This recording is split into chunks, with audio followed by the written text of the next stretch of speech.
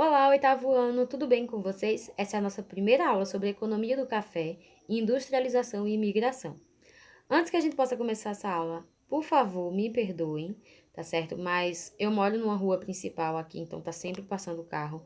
Apesar de eu gravar um pouco tarde da noite, mas tá sempre passando carro. Esse é o horário que tem menos movimento na rua, para vocês terem uma noção. E outra coisa, nós estamos em período eleitoral, então o meu vizinho tá com o som ligado.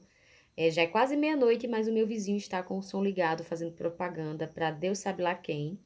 E sempre vai ter um carro ou outro que vai passar com o som ligado também, tá certo? Então, por favor, relevem, tá bom? E vamos lá, né? Dar prosseguimento à nossa aula. Olha, acabei de falar de moto, tá passando um agora. Não sei em qual rua, mas tá fazendo bastante barulho. Então vamos lá. O primeiro registro da existência do café data de 525 lá na Etiópia, um país da África. Vejam só. Segundo os historiadores, um pastor de cabras chamado Caldi, ele teria percebido que toda vez que o rebanho dele comia uma determinada planta, que no caso seria a planta do café, esses animais eles ficavam mais dispostos, né, para subir as montanhas e tudo mais. Então, de alguma forma, aquele alimento dava uma energia a mais para esses animais. Então, ele próprio passou a consumir esse alimento também e ele percebeu que realmente dava uma energia a mais, dava uma vitalidade a mais. Então, os etíopes eles passaram a consumir o café através, né, da forma de pasta ou então misturados em uma espécie de banha. Então, eles trituravam, não tinha essa questão do café ser torrado como a gente. Eu não torro, né? Lógico que não. Eu já compro ele prontinho. Mas o café ele é torrado para poder virar aquele cafezinho que a gente gosta, tá certo? Então, o consumo de café na forma de infusão, com fins medicinais, ele passou a ser utilizado a partir do ano 1000, tá bom? Infusão era justamente uma espécie de misturado de ervas que era colocado sobre os ferimentos, ou então que era consumido justamente para que a pessoa ela pudesse se recuperar. Então, o café ele acabou atravessando o Mar Vermelho e ele foi levado para a Península Arábica, lá por volta do século XIV. E são justamente os árabes que vão dar ao mundo a forma de consumir o café que nós conhecemos hoje, que é através da torrefação, tá bom? Que o café ele é torrado, triturado, para poder ser consumido como uma bebida. Então, através dos árabes, o café ele foi levado também para a Europa, e da Europa ele acabou se disseminando por outras partes do mundo. No caso do Brasil, o café ele só veio chegar aqui por volta do ano de 1727, lá na província do Grão-Pará, tá bom? Inicialmente, ele era cultivado em pequenas áreas nessa região do país e ele não tinha aquele objetivo, né, de ser consumido em larga escala ou de ser vendido em larga escala. Ele era somente para consumo interno. Só que a partir de 1762, nós tivemos um declínio da produção aurífera e também nós tivemos algumas dificuldades comerciais relacionadas ao comércio do açúcar. Então, a concorrência do açúcar antilhano, ele vai passar a apresentar, né, uma forte concorrência em relação ao açúcar brasileiro. Isso vai fazer com que haja uma redução na venda de açúcar para o exterior. Então, vai surgir a necessidade de buscar uma nova fonte econômica, né, uma nova fonte que desse um resultado, que desse um lucro para o Reino de Portugal. Então, as primeiras mudas, elas vão ser trazidas para o Rio de Janeiro. Eu não botei datas aqui, mas está tudo certo. Então, ela foi trazida para o Rio de Janeiro e é justamente no Rio de Janeiro que ela vai começar a ser cultivada e destinada justamente a esse mercado, né? Essa questão da larga escala, tá bom? Principalmente para o mercado exterior. Então, devido às condições, ao tipo de solo e ao clima do Rio de Janeiro, então o café ele vai acabar tendo sucesso, tá bom? Principalmente devido à mão de obra barata e o incentivo do governo concedendo crédito para os pequenos produtores ou até mesmo para os grandes produtores começarem a produzir café também. Lembrando que como a gente estava num período ali de declínio do consumo, né, da produção de açúcar, então, muitas dessas propriedades que antes produziam cana-de-açúcar vão passar agora a produzir o café, tá bom? Então, as principais regiões que nós vamos ter o cultivo do café vão ser as montanhas da Gávea, do Corcovado, da Tijuca e de Jacarepaguá, no Rio de Janeiro, né? E eles vão marcar justamente esses primórdios da economia cafeeira no Brasil. Depois, o café ele acabou alastrando-se para a região sudeste, principalmente para São Paulo. A gente vai ver que São Paulo vai se tornar o maior produtor de café do Brasil. Então, do Vale do Paraíba, ele vai se alastrar também para o oeste paulista, tá bom? Então, a principal atividade agroexportadora do Segundo Reinado vai passar a ser o café. E ele já era essa principal atividade exportadora, agroexportadora, desde o início do Segundo Reinado, tá bom? O Brasil produzia aproximadamente 40% de todo o café que era consumido no mundo, tá bom? Isso é quase metade da produção mundial. Então, o Brasil ele vai se tornar um dos maiores produtores de café do mundo, principalmente a região de São Paulo. A questão da produção de café, ela vai ter algumas fases. A primeira fase é aquela fase no Rio de Janeiro, principalmente ali no Vale do Paraíba, e através do mesmo vale, do Vale do Paraíba, ela vai chegar até São Paulo, e depois de São Paulo ela vai chegar até Minas Gerais, tá bom? Então, nós vamos ter uma aproximação muito grande com o Porto do Rio de Janeiro, que vai ajudar a escoar essa produção, tá bom? Só que o Vale do Paraíba ele vai começar a apresentar uma produção cada vez menor com o decorrer dos anos, principalmente a partir de 1860, tá bom? Então, os sinais de decadência, eles vão começar a se fazer presentes. Ô, professora, mas se o comércio do açúcar, tô trocando, se a questão do café, ela estava ganhando tanta força, tanta influência, como é que a região do Vale do Paraíba começou a ter decadência? Gente, é bem simples. O café ele vai ser produzido em larga escala, sem nenhuma estrutura, sem nenhuma preocupação com a questão da renovação do solo, com a questão das técnicas que eram utilizadas. Então, nós vamos ter um desgaste muito grande do solo. O solo desgastado, um solo mais fraco, consequentemente vai produzir um produto de menor qualidade ou até mesmo safras mais pobres, tá certo? Então, isso vai fazer com que a região do Vale do Paraíba ela comece a declinar, tá bom? Já São Paulo vai começar a decolar. São Paulo vai ganhar muita influência e muita força, principalmente depois da redução de produção no Vale do Paraíba. Então, nós tivemos migrações das lavouras de café para a região oeste de São Paulo. Então, já que no Vale do Paraíba não estava mais dando certo, então vamos para a região oeste de São Paulo. E em poucos anos, São Paulo acabou se tornando um importante centro econômico para o país. A segunda fase da questão da produção cafeeira, ela vai ser marcada principalmente pelo começo da troca da mão de obra escrava pela mão de obra de imigrantes europeus, principalmente italianos.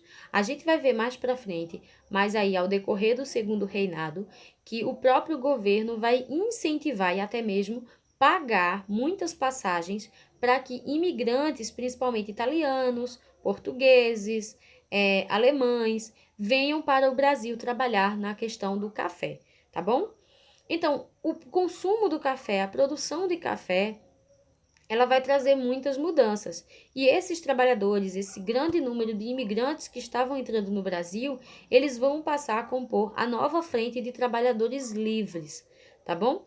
Então, o café ele vai trazer também grandes avanços econômicos para o Brasil e vai atrair muitos investidores externos, né? Esses investidores eles vão ser atraídos pela questão do lucro fácil, né? Aquele lucro que o café dava. Então, muitas pessoas de outros países, muitos empresários, muitos homens ricos vão passar a investir no café brasileiro, a comprar propriedades para também produzir café.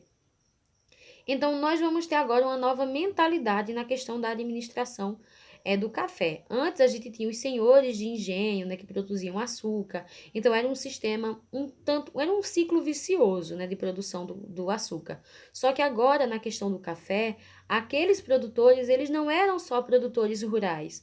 Eles eram agora também empreendedores. Eles eram senhores capitalistas.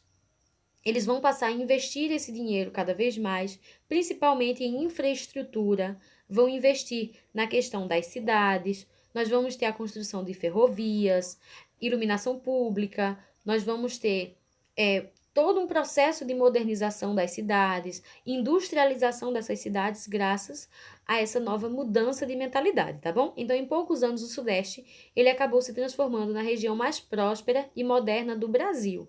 Essa região Sudeste é justamente aquela região de São Paulo, tá certo? Principalmente a região de São Paulo. Então, com os lucros do café, surgiu uma nova elite para o Brasil. Antes a gente tinha aquela elite dos senhores de engenho, depois foi a elite dos donos de mina. Agora, essa nova elite ela era composta por esses grandes produtores de café, que vão ser chamados de barões do café. Inclusive, essa mudança ela não vai ser só econômica, ela também vai ser política, tá certo? Porque muitos desses barões do café vão chegar a cargos muito importantes na política brasileira, até mesmo cargos de presidente, que a gente vai ver durante a República Velha, tá bom?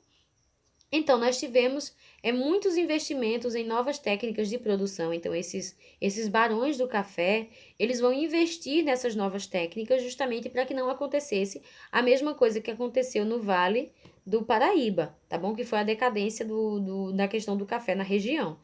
Então, eles vão criar também uma rede de indústrias, de bancos na região, eles vão financiar a construção de ferrovias e melhorias urbanas, como iluminação pública, transporte público.